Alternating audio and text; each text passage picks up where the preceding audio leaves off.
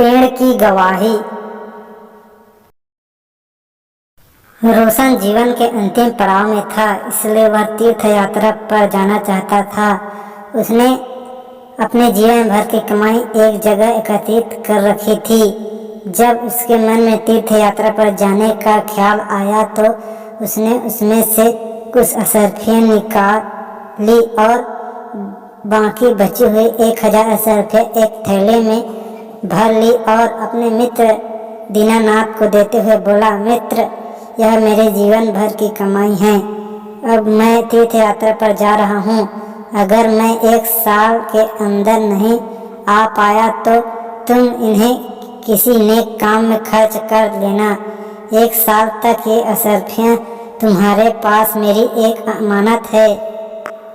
अगर मैं आ जाऊँगा तो मैं आकर वापस ले लूँगा। दीनानाथ ने कहा, आप चिंता न करें, मैं आपकी ये अमानत संभाल कर रखूँगा। आप बिना चिंता किए आराम से तीर्थ यात्रा पर चले जाइए।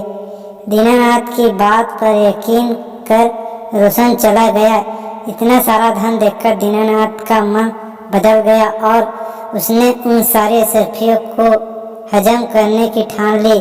1 वर्ष बाद जब रोशन तीर्थ यात्रा से वापस आ गया और दीनानाथ के पास अपना धन लेने गया तो दीनानाथ ने धन देने तो दूर रोशन को पहचानने से भी इनकार कर दिया और इसे बेइज्जती करके घर से भगा दिया।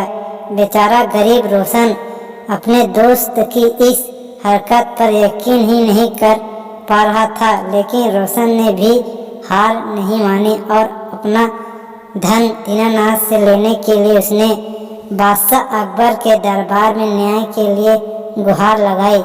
अब दीनानाथ को भी दरबार में बुलाया गया, लेकिन दीनानाथ अभी भी रोशन को पहचानने से इनकार कर रहा था। रोशन के पास अपनी बात को साबित करने के लिए न कोई गवाह था और न ही कोई सबूत। सच्चाई का पता करने के लिए बादशाह ने यह मामला बीरबल को सौंप दिया। बीरबल ने दोनों से दोबारा पूछताछ की, लेकिन दीनानाथ अपनी बात पर अटल रहा। बीरबल ने रोशन से पूछा, तुमने किसके सामने अपना धन दीनानाथ को दिया था? हुजूर, बस एक आम के पेड़ के नीचे मैंने धन दिया था और कोई गवाह नहीं था। इसका मतलब तुम्हारा गवाह आम का पेड़ है। जाओ तो उस आम के पेड़ से कहो कि वो तुम्हारे पक्ष में गवाही दे। अगर वो ना माने तो उसकी मिन्नत करना, लेकिन पेड़ को गवाही के लिए लेकर आना, तभी तुम्हारा धन तुम्हें वापस मिल सकता है। बेचारा रोशन डरता हुआ चला गया। पेड़ भी भला गवाही दे सकता है। दीनानाथ और बीरबल महल में ही रोशन का इंतजार करने लगे।